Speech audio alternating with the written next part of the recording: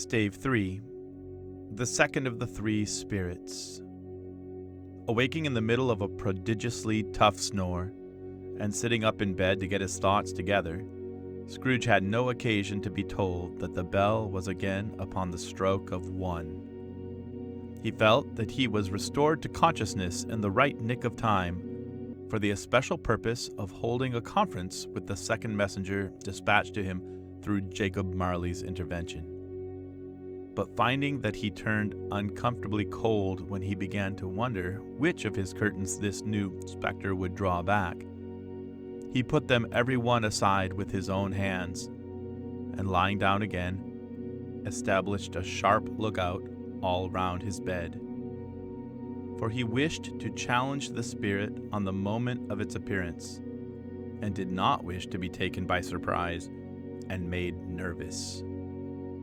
Gentlemen of the free and easy sort, who plume themselves on being acquainted with a move or two, and being usually equal to the time of day, express the wide range of their capacity for adventure by observing that they are good for anything from pitch and toss to manslaughter, between which opposite extremes, no doubt, there lies a tolerably wide and comprehensive range of subjects.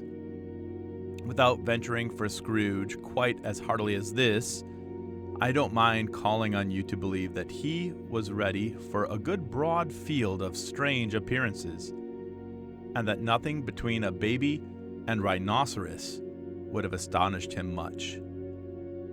Now, being prepared for almost anything, he was not by any means prepared for nothing. And consequently, when the bell struck 1 and no shape appeared, he was taken with a violent fit of trembling. 5 minutes, 10 minutes, a quarter of an hour went by, yet nothing came. All this time he lay upon his bed, the very core and center of a blaze of ruddy light, which streamed upon it when the clock proclaimed the hour, and which, being only light, was more alarming than a dozen ghosts, as he was powerless to make out what it meant or would be at, and was sometimes apprehensive that he might be at that very moment an interesting case of spontaneous combustion, without having the consolation of knowing it. At last, however, he began to think, as you or I would have thought at first, for it is always the person not in the predicament who knows what ought to have been done in it, and would unquestionably have done it too. At last, I say, he began to think that the source and secret of this ghostly light might be in the adjoining room, from whence, on further tracing it, it seemed to shine. This idea taking full possession of his mind, he got up softly and shuffled in his slippers to the door. The moment Scrooge's hand was on the lock, a strange voice called him by his name and bade him enter. He obeyed.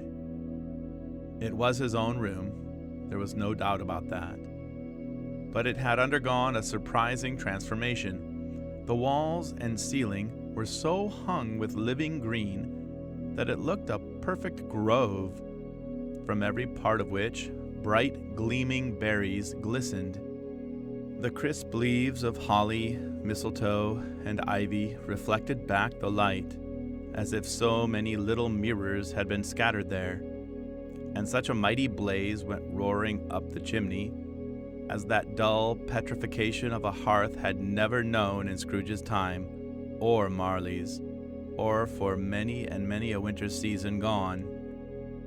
Heaped up on the floor, to form a kind of throne, were turkeys, geese, game, poultry, brawn, great joints of meat, sucking pigs, long wreaths of sausages, mince pies, plum puddings, barrels of oysters, red-hot chestnuts, cherry-cheeked apples, juicy oranges, luscious pears, immense twelfth cakes, and seething bowls of punch that made the chamber dim with their delicious steam. In easy state upon this couch, there sat a jolly giant, glorious to see, who bore a glowing torch, in shape not unlike Plenty's horn, and held it up, high up, to shed its light on Scrooge as he came peeping round the door. "Come in," exclaimed the ghost. "Come in and know me better, man." Scrooge entered timidly and hung his head before this spirit. He was not the dogged Scrooge he had been, and though the spirit's eyes were clear and kind, he did not like to meet them. "I am the ghost of Christmas Present," said the spirit. "Look upon me." Scrooge reverently did so. It was clothed in one simple green robe, or mantle, bordered with white fur. This garment hung so loosely on the figure that its capacious breast was bare, as if disdaining to be warded or concealed by any artifice. Its feet, observable beneath the ample folds of the garment, were also bare, and on its head it wore no other covering than a holly wreath, set here and there with shining icicles. Its dark brown curls were long and free as its genial face, its sparkling eye, its open hand, its cheery voice, its unconstrained demeanor, and its joyful air. Girded round its middle was an antique scabbard, but no sword was in it, and the ancient sheath was eaten up with rust. "You have never seen the like of me before," exclaimed the spirit. "Never," Scrooge made answer to it. "Have never walked forth with the younger members of my family? Meaning, for I am very young, my elder brothers born in these later years?" pursued the phantom.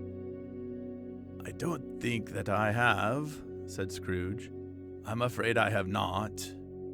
Have you had many brothers, spirit?" "More than 1,800, said the ghost. "A tremendous family to provide for," muttered Scrooge. The ghost of Christmas Present rose. "Spirit," said Scrooge submissively, "conduct me where you will. I went forth last night on compulsion, and I learnt a lesson which is working now. Tonight, if you have aught to teach me, let me profit by it. Touch my robe!" Scrooge did as he was told, and held it fast. Holly, mistletoe, red berries, ivy, turkeys, geese, game, poultry, brawn, meat, pigs, sausages, oysters, pies, puddings, fruit, and punch all vanished instantly. So did the room, the fire, the ruddy glow, the hour of night, and they stood in the city streets on Christmas morning, where, for the weather was severe, the people made a rough but brisk and not unpleasant kind of music, in scraping the snow from the pavement in front of their dwellings and from the tops of their houses, whence it was mad delight to the boys to see it come plumping down into the road below and splitting into artificial little snowstorms.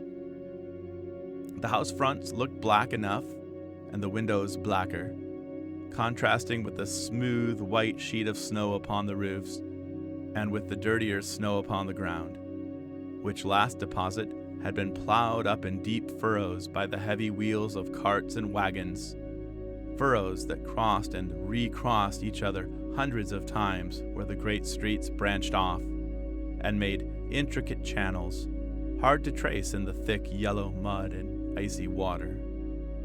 The sky was gloomy, and the shortest streets were choked up with a dingy mist, half thawed, half frozen, whose heavier particles descended in a shower of sooty atoms, as if all the chimneys in Great Britain had, by one consent, caught fire, and were blazing away to their dear heart's content. There was nothing very cheerful in the climate or the town. And yet there was an air of cheerfulness abroad that the clearest summer air and brightest summer sun might have endeavored to diffuse in vain. For the people who were shoveling away on the housetops were jovial and full of glee, calling out to one another from the parapets, and now and then exchanging a facetious snowball, better-natured missile far than many a wordy jest, laughing heartily if it went right and not less heartily if it went wrong. The poulterers' shops were still half open, and the fruiterers were radiant in their glory. There were great, round, pot-bellied baskets of chestnuts, shaped like the waistcoats of jolly old gentlemen, lolling at the doors and tumbling out into the street in their apoplectic opulence. There were ruddy, brown-faced, broad-girthed Spanish onions, shining in the fatness of their growth like Spanish friars, and winking from their shelves in wanton slyness at the girls as they went by, and glanced demurely at the hung-up mistletoe. There were pears and apples clustered high in blooming pyramids. There were bunches of grapes made, in the shopkeeper's benevolence, to dangle from conspicuous hooks that people's mouths might water gratis as they passed. There were piles of filberts, mossy and brown, recalling in their fragrance ancient walks among the woods and pleasant shufflings ankle-deep through withered leaves. There were Norfolk biffins, squat and swarthy, setting off the yellow of the oranges and lemons, and in the great compactness of their juicy persons, urgently entreating and beseeching to be carried home in paper bags and eaten after dinner. The very gold and silver fish set forth among these choice fruits in a bowl, though members of a dull and stagnant blooded race, appeared to know that there was something going on, and, to a fish, went gasping round and round their little world in slow and passionless excitement. The grocers, oh, the grocers, nearly closed, with perhaps 2 shutters down, or 1, but through those gaps such glimpses. It was not alone that the scales descending on the counter made a merry sound, or that the twine and roller parted company so briskly, or that the canisters were rattled up and down like juggling tricks, or even that the blended scents of tea and coffee were so grateful to the nose, or even that the raisins were so plentiful and rare, the almonds so extremely white, the sticks of cinnamon so long and straight, the other spices so delicious, the candied fruits so caked and spotted with molten sugar as to make the coldest lookers-on feel faint and subsequently bilious.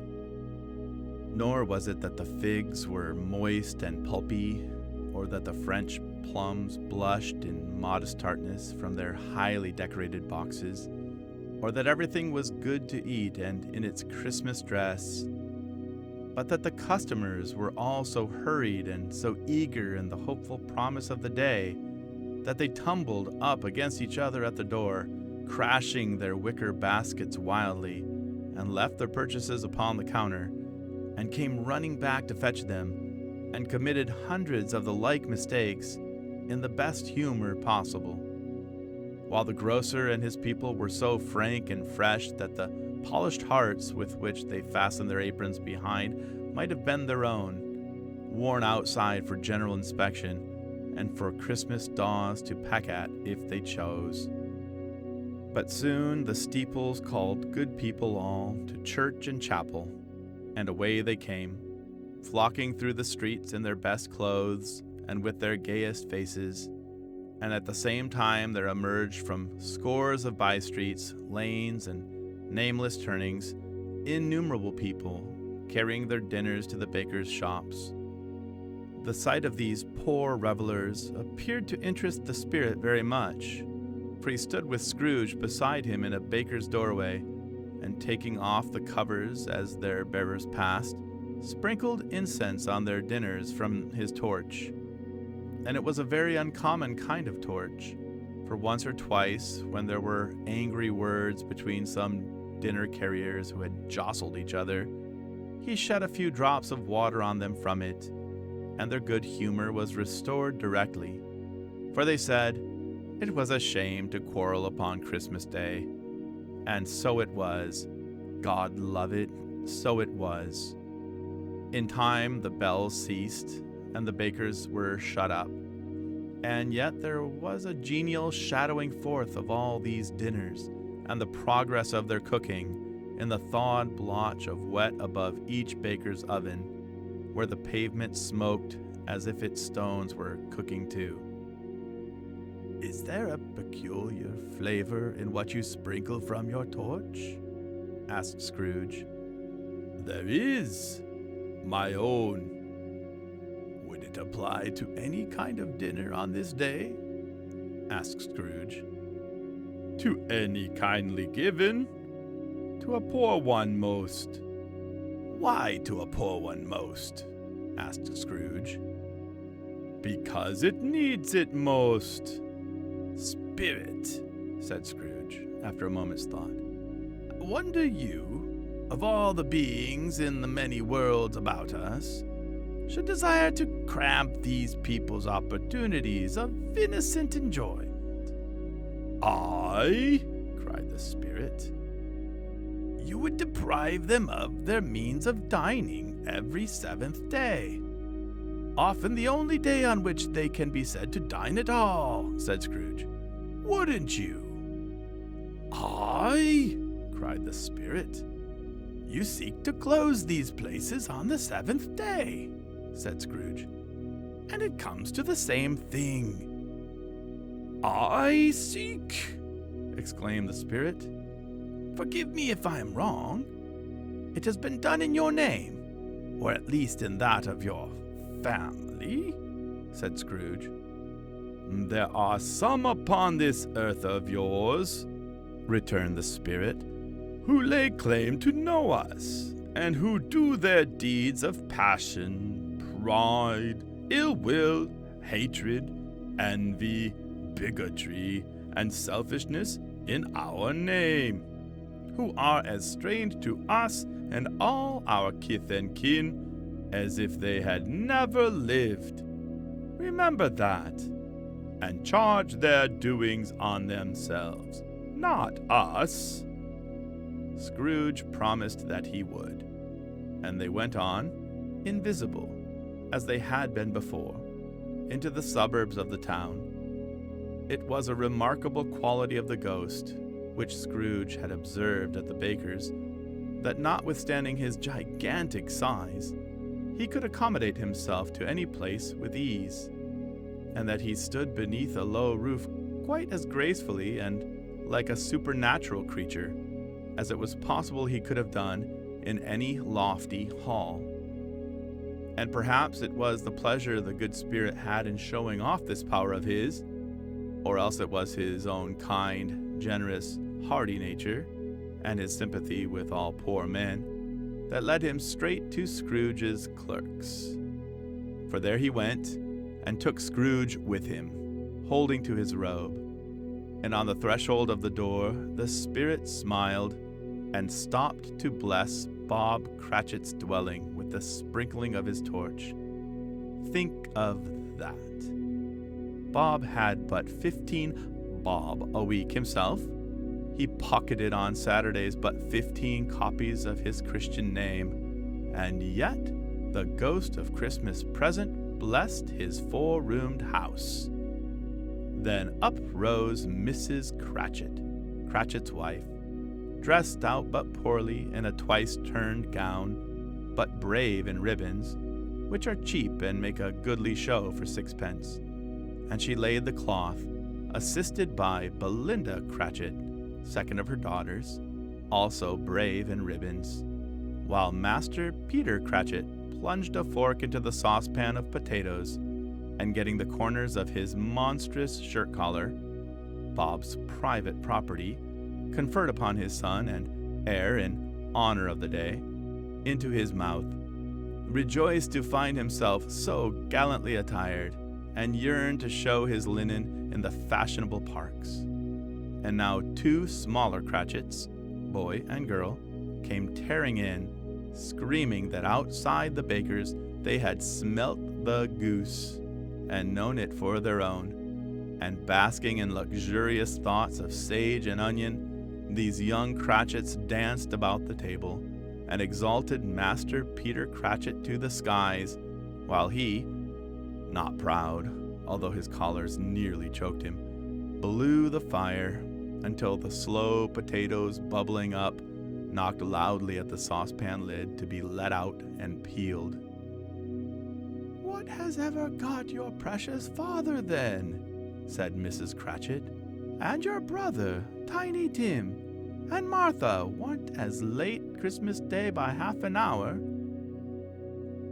"Here's Martha, Mother," said a girl, appearing as she spoke. "Here's Martha, Mother," cried the 2 young Cratchits. "Hurrah!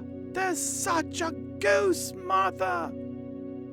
"Why, bless your heart alive, my dear, how late you are," said Mrs. Cratchit, kissing her a dozen times and taking off her shawl and bonnet for her with officious zeal.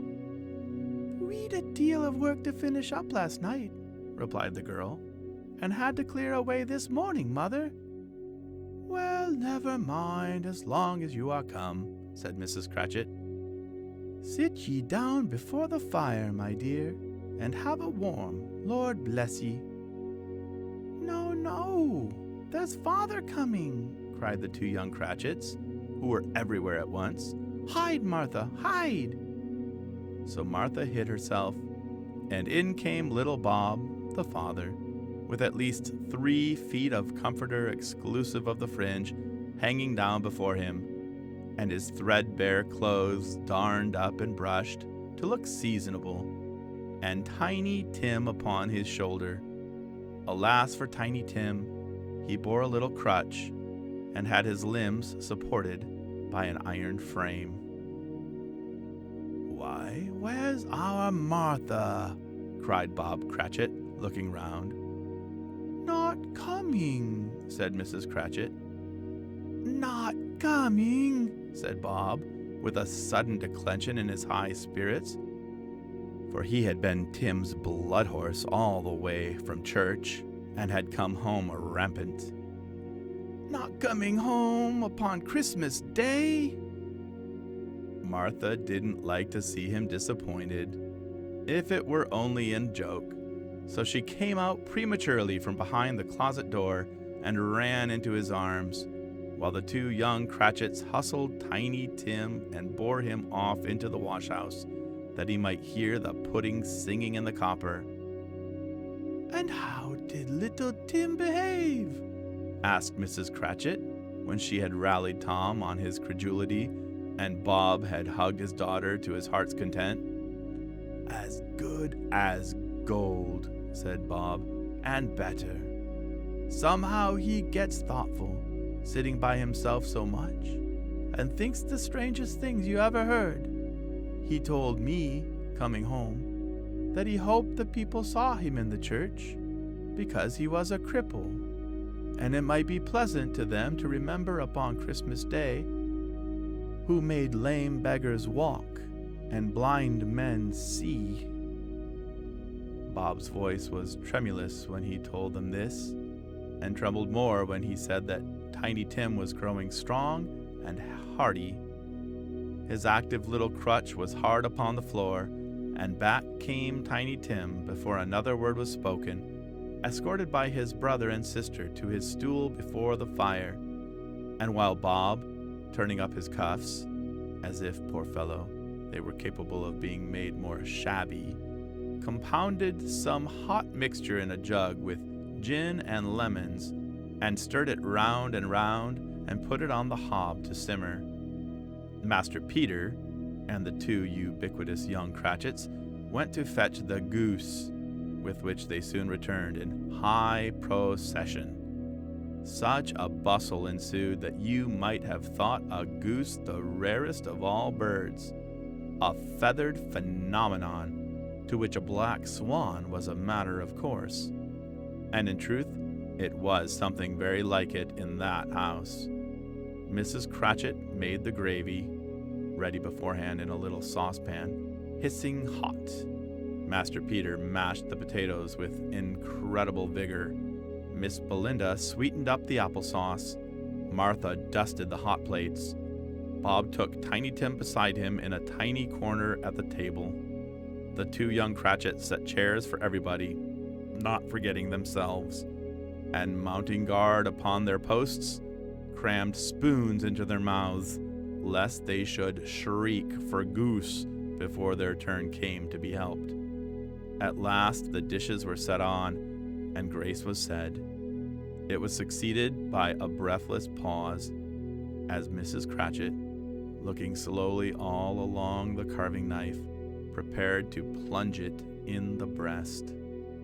But when she did, and when the long-expected gush of stuffing issued forth, one murmur of delight arose all round the board, and even Tiny Tim, excited by the two young Cratchits, beat on the table with the handle of his knife and feebly cried, "Hurrah!" There never was such a goose. Bob said he didn't believe there ever was such a goose cooked. Its tenderness and flavor, size and cheapness were the themes of universal admiration. Eked out by applesauce and mashed potatoes, it was a sufficient dinner for the whole family.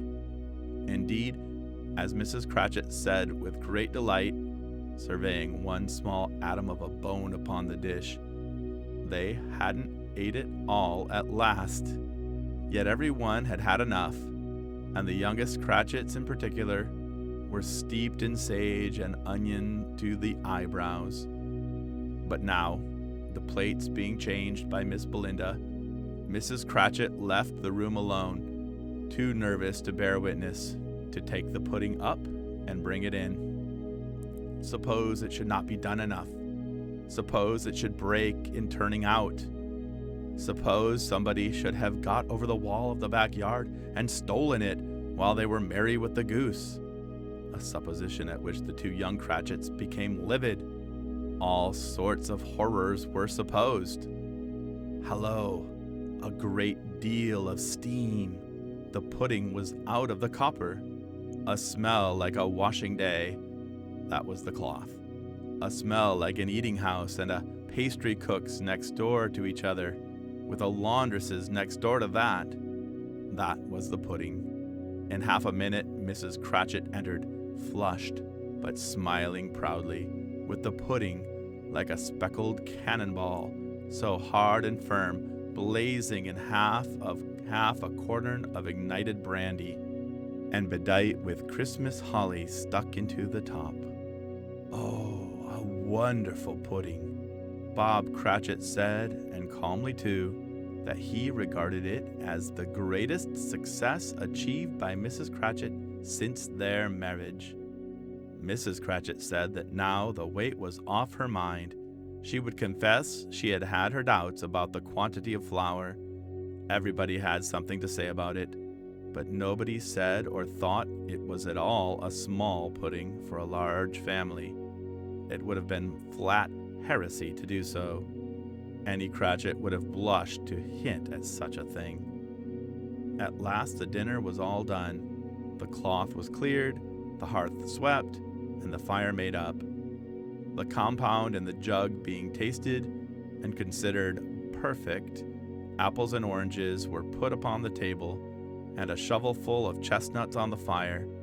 Then all the Cratchit family drew round the hearth in what Bob Cratchit called a circle, meaning half a one, and at Bob Cratchit's elbow stood the family display of glass, 2 tumblers, and a custard cup without a handle.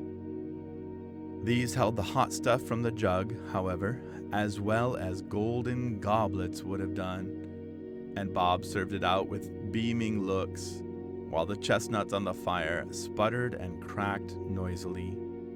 Then Bob proposed, "A Merry Christmas to us all, my dears. God bless us," which all the family re-echoed, "God bless us, every one." said Tiny Tim, the last of all. He sat very close to his father's side upon his little stool. Bob held his withered little hand in his, as if he loved the child and wished to keep him by his side and dreaded that he might be taken from him. "Spirit," said Scrooge, with an interest he had never felt before, "tell me if Tiny Tim will live." "I see a vacant seat," replied the ghost, "in the poor chimney corner, and a crutch without an owner, carefully preserved.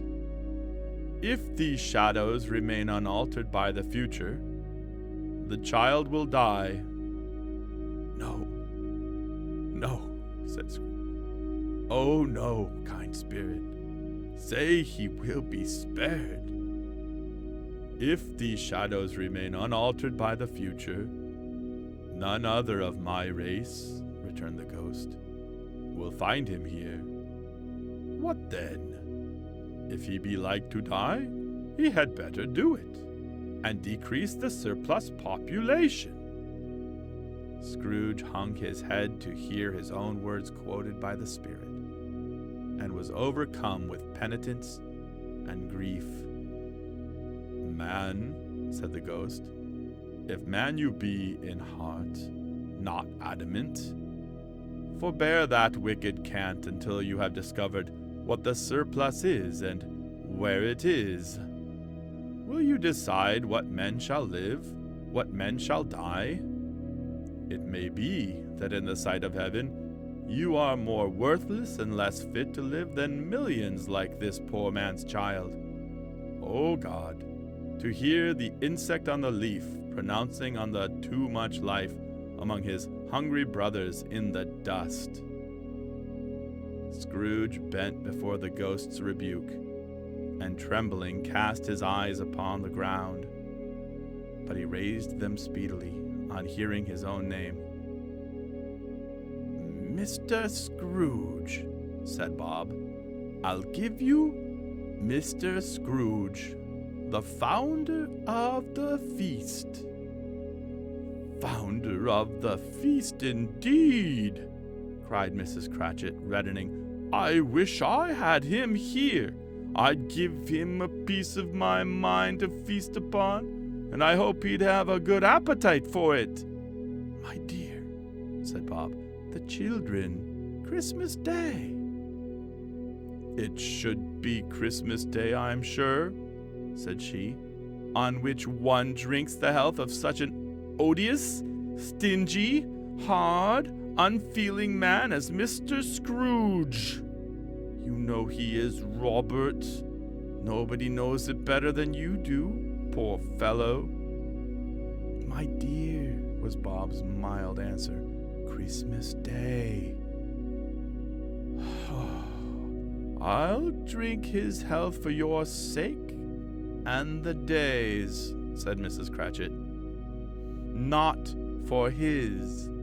Long life to him, a Merry Christmas, and a Happy New Year. He'll be very merry and very happy, I have no doubt." The children drank the toast after her. It was the first of their proceedings which had no heartiness. Tiny Tim drank it last of all, but he didn't care twopence for it. Scrooge was the ogre of the family. The mention of his name cast a dark shadow on the party, which was not dispelled for full 5 minutes. After it had passed away, they were 10 times merrier than before, from the mere relief of Scrooge the Baleful being done with. Bob Cratchit told them how he had a situation in his eye for Master Peter, which would bring in, if obtained, full 5 and 6 pence weekly.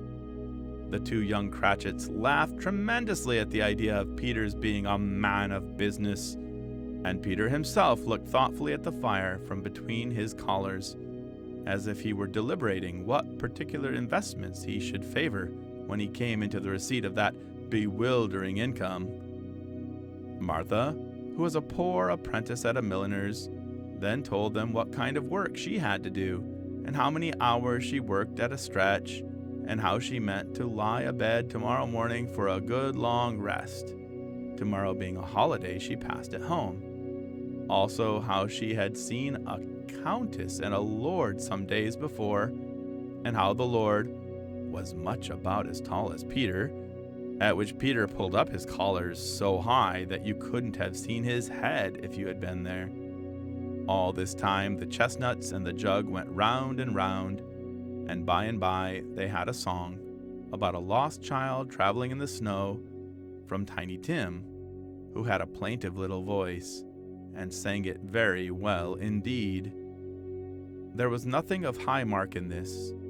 They were not a handsome family. They were not well dressed. Their shoes were far from being waterproof.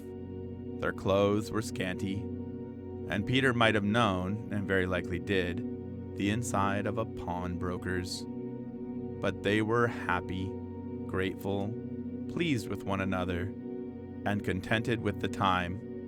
And when they faded, and looked happier yet in the bright sprinklings of the Spirit's torch at parting, Scrooge had his eye upon them, and especially on Tiny Tim, until the last.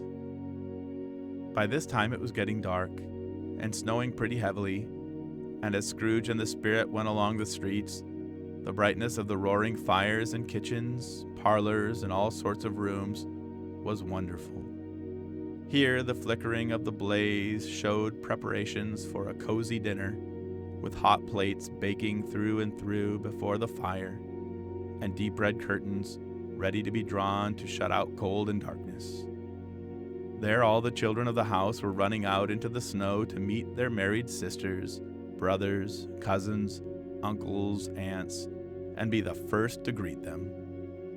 Here again were shadows on the window blind of guests assembling, and there a group of handsome girls, all hooded and fur-booted, and all chattering at once, tripped lightly off to some neighbor's house, where, woe upon the single man who saw them enter, artful witches, they well knew it in a glow. But if you had judged from the numbers of people on their way to friendly gatherings, you might have thought that no one was at home to give them welcome when they got there, instead of every house expecting company and piling up its fires half chimney high. Blessings on it, how the ghost exulted, how it bared its breadth of breast, and opened its capacious palm, and floated on, outpouring with a generous hand its bright and harmless mirth on everything within its reach. The very lamplighter, who ran on before, dotting the dusky street with specks of light, and who was dressed to spend the evening somewhere, laughed out loudly as the Spirit passed, though little kenned the lamplighter that he had any company but Christmas. And now, without a word of warning from the ghost, they stood upon a bleak and desert moor, where monstrous masses of rude stone were cast about, as though it were the burial place of giants, and water spread itself wheresoever it listed, or would have done so, but for the frost that held it prisoner, and nothing grew but moss and furze and coarse rank grass. Down in the west the setting sun had left a streak of fiery red, which glared upon the desolation for an instant, like a sullen eye, and frowning lower, lower yet, was lost in the thick gloom of darkest night. "What place is this?" asked Scrooge. "A place where miners live, who labor in the bowels of the earth," returned the Spirit. "But they know me. See." A light shone from the window of a hut, and swiftly they advanced towards it.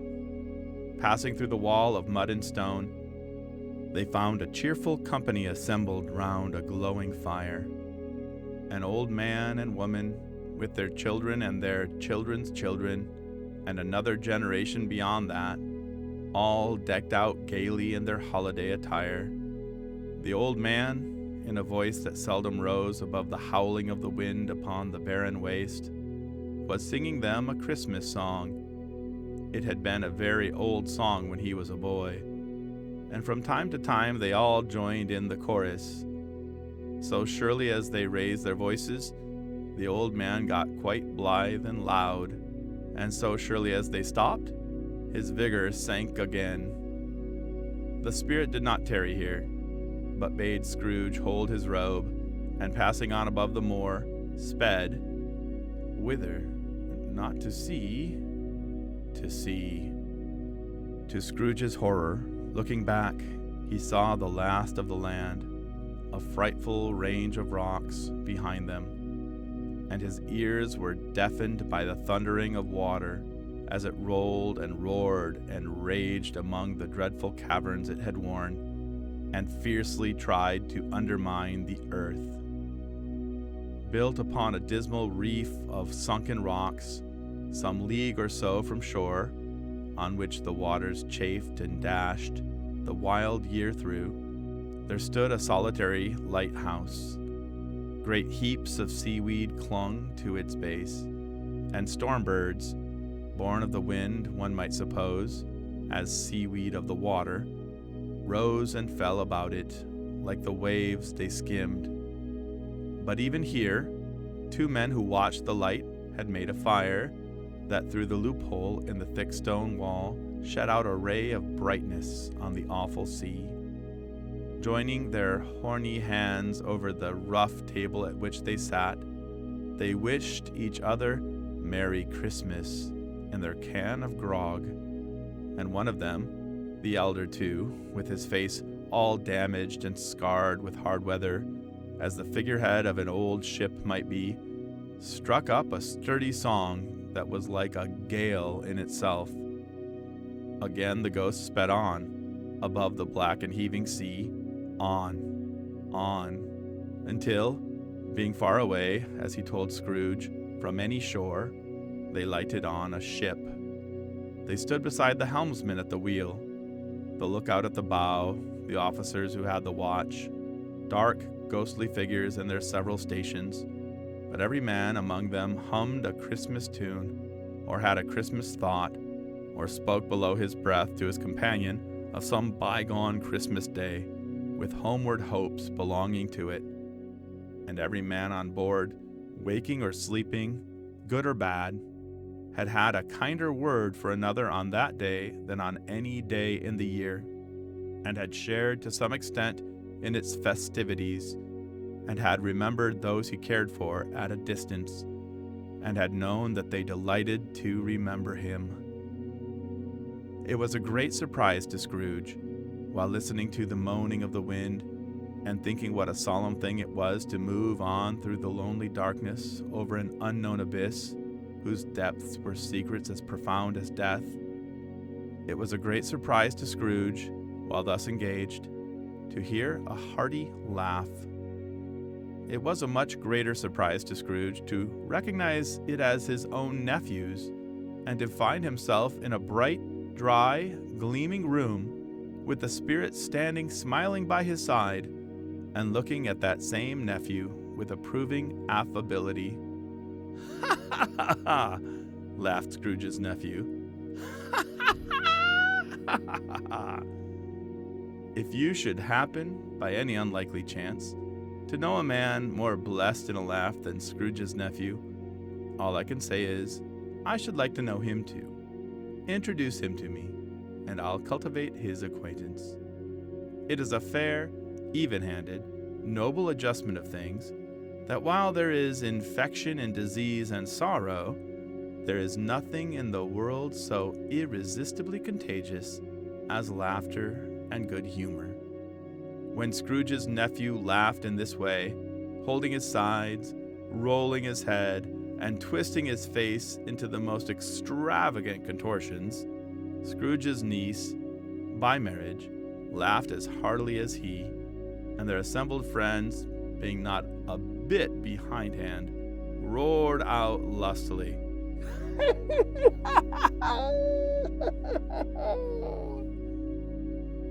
He said that Christmas was a humbug, as I live, cried Scrooge's nephew. He believed it too. "More shame for him, Fred," said Scrooge's niece indignantly. "Bless those women. They never do anything by halves. They're always in earnest." She was very pretty, exceedingly pretty, with a dimpled, surprised-looking, capital face, a ripe little mouth that seemed made to be kissed, as no doubt it was. All kinds of good little dots about her chin that melted into one another when she laughed, and the sunniest pair of eyes you ever saw in any little creature's head. Altogether, she was what you would have called provoking, you know, but satisfactory too. Oh, perfectly satisfactory. "He's a comical old fellow," said Scrooge's nephew. "That's the truth, and not so pleasant as he might be. However, his offenses carry their own punishment, and I have nothing to say against him." "I'm sure he's very rich, Fred," hinted Scrooge's niece. "At least you always tell me so." "What of that, my dear?" said Scrooge's nephew. "His wealth is of no use to him. He don't do any good with it. He don't make himself comfortable with it. He hasn't the satisfaction of thinking, that he is ever going to benefit us with it." "I have no patience with him," observed Scrooge's niece. Scrooge's niece's sisters and all the other ladies expressed the same opinion.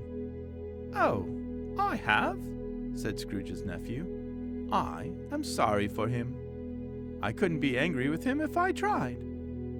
Who suffers by his ill whims? Himself, always.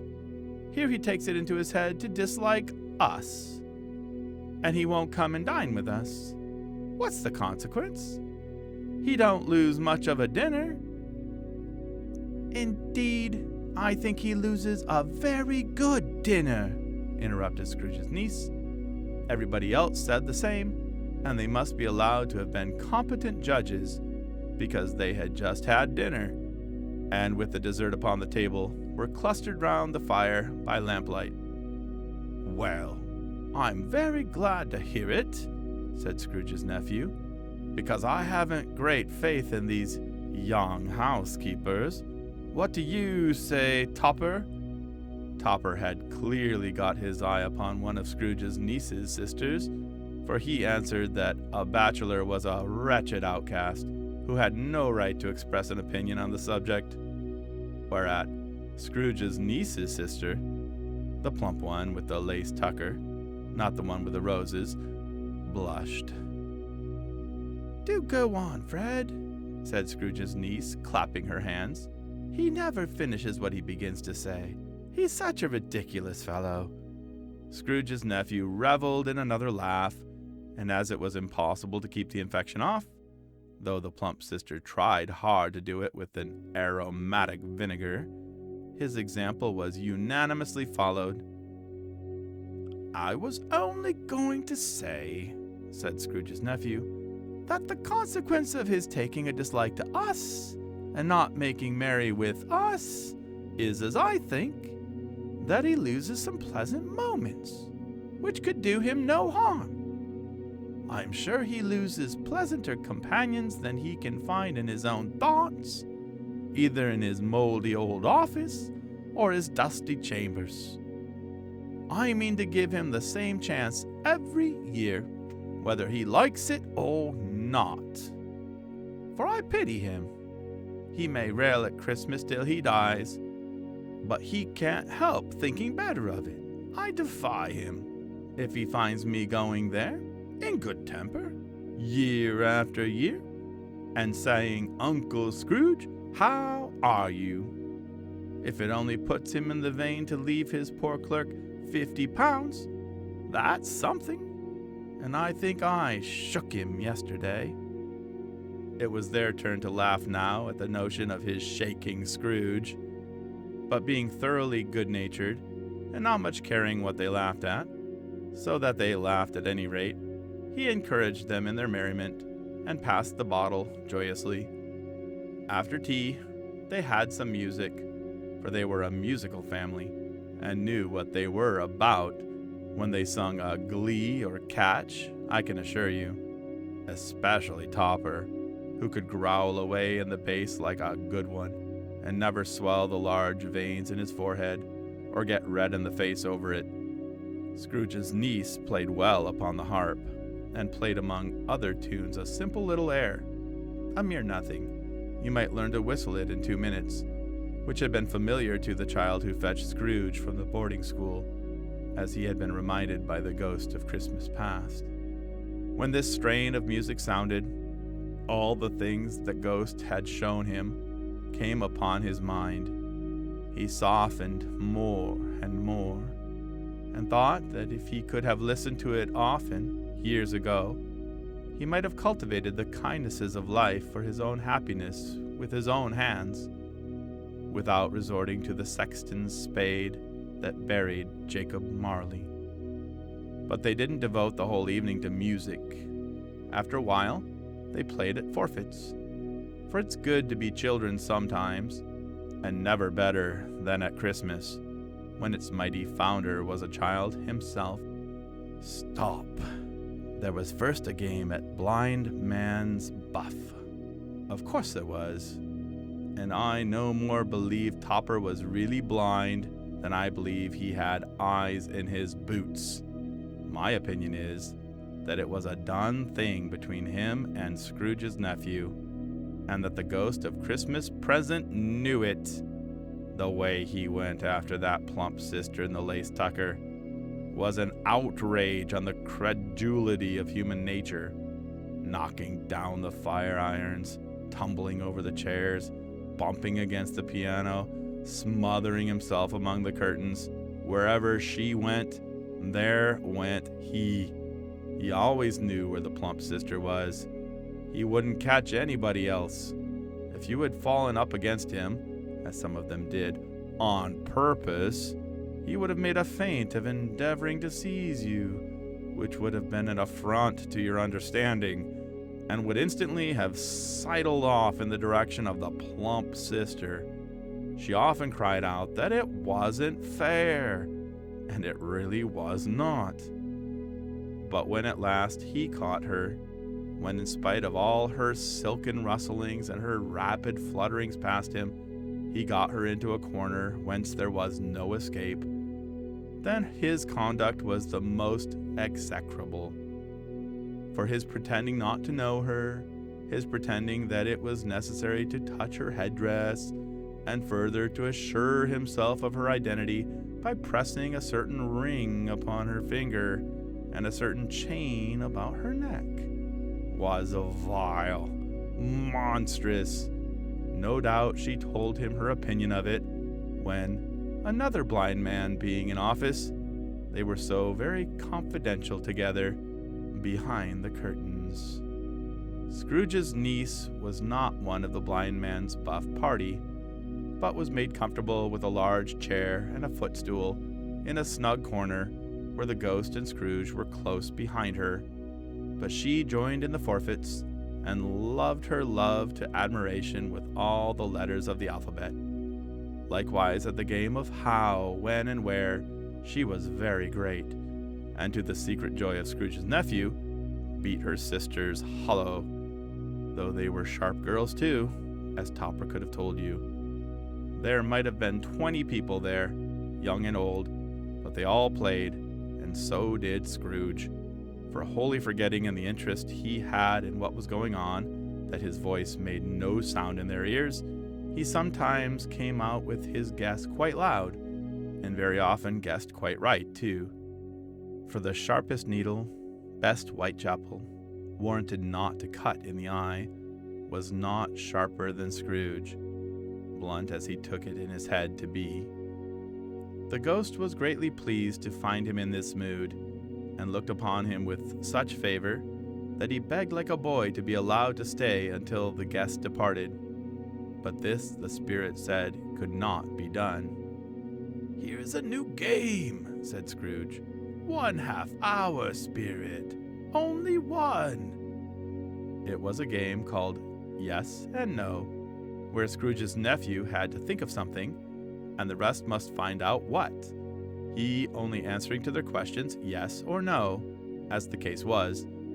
The brisk fire of questioning to which he was exposed elicited from him that he was thinking of an animal, a live animal, rather a disagreeable animal, a savage animal, an animal that growled and grunted sometimes, and talked sometimes, and lived in London, and walked about the streets, and wasn't made a show of, and wasn't led by anybody, and didn't live in a menagerie, and was never killed in a market, and was not a horse, or an ass, or a cow, or a bull, or a tiger, or a dog, or a pig, or a cat, or a bear. At every fresh question that was put to him, this nephew burst into a fresh roar of laughter, and was so inexpressibly tickled that he was obliged to get up off the sofa and stamp. At last the plump sister, falling into a similar state, cried out, "I've found it out! I know what it is, Fred! I know what it is!"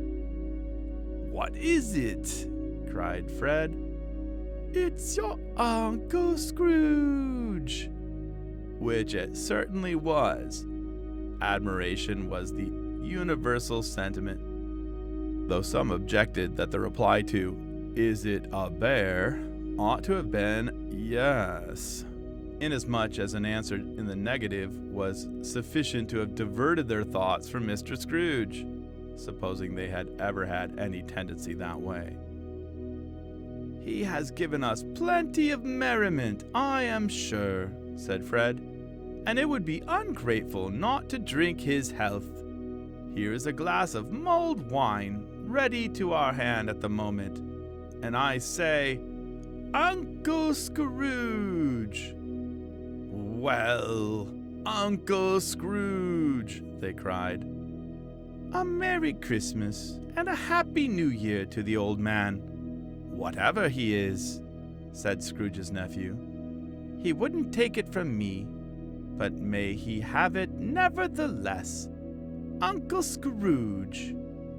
Uncle Scrooge had imperceptibly become so gay and light of heart that he would have pledged the unconscious company in return, and thanked them in an inaudible speech, if the ghost had given him time.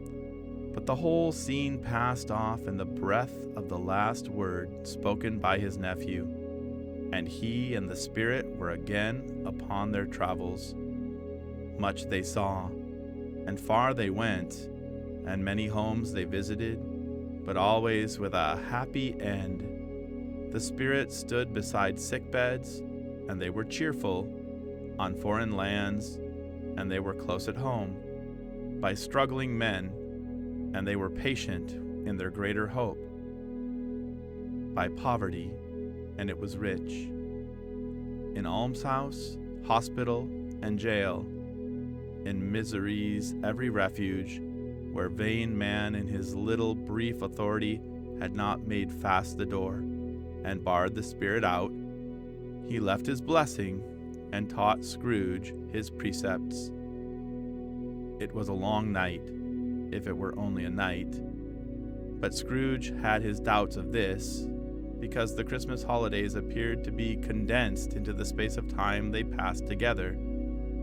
It was strange, too, that while Scrooge remained unaltered in his outward form, the ghost grew older, clearly older. Scrooge had observed this change, but never spoke of it, until they left a children's 12th night party, when, looking at the spirit as they stood together in an open place, he noticed that its hair was gray. "Are spirits' lives so short?" asked Scrooge. "My life upon this globe is very brief," replied the ghost. "It ends tonight." "Tonight?" cried Scrooge. "Tonight, at midnight. Hark, the time is drawing near." The chimes were ringing the 11:75 at that moment, "Forgive me if I am not justified in what I ask," said Scrooge, looking intently at the spirit's robe, "but I see something strange and not belonging to yourself protruding from your skirts. Is it a foot or a claw?" "It might be a claw, for the flesh there is upon it," was the spirit's sorrowful reply. "Look here." From the foldings of its robe, it brought 2 children, wretched, abject, frightful, hideous, miserable. They knelt down at its feet and clung upon the outside of its garment. "Oh, man, look here. Look down here," exclaimed the ghost. They were a boy and girl, yellow, meager, ragged, scowling, wolfish, but prostrate too in their humility, where graceful youth should have filled their features out and touched them with its freshest tints. A stale and shriveled hand, like that of age, had pinched and twisted them and pulled them into shreds. Where angels might have sat enthroned, devils lurked and glared out menacing. No change, no degradation, no perversion of humanity in any grade, through all the mysteries of wonderful creation, has monsters half so horrible and dread. Scrooge started back, appalled. Having them shown to him in this way, he tried to say they were fine children, but the words choked themselves rather than be parties to a lie of such enormous magnitude. "Spirits, are they yours?" Scrooge could say no more. "They are man's," said the spirit, looking down upon them, "and they cling to me, appealing from their fathers. This boy is ignorance. This girl is want. Beware them both, and all of their degree, but most of all, beware this boy, for on his brow I see that written which is doom, unless the writing be erased. Deny it," cried the spirit, stretching out its hand towards the city. "Slander those who tell it ye. Admit it for your factious purposes, and make it worse, and abide the end." "Have they no refuge or resource?" cried Scrooge. "Are there no prisons?" said the spirit, turning on him for the last time with his own words. "Are there no workhouses?" The bell struck 12. Scrooge looked about him for the ghost, and saw it not. As the last stroke ceased to vibrate, he remembered the prediction of old Jacob Marley, and lifting up his eyes, beheld a solemn phantom, draped and hooded, coming, like a mist along the ground, towards him.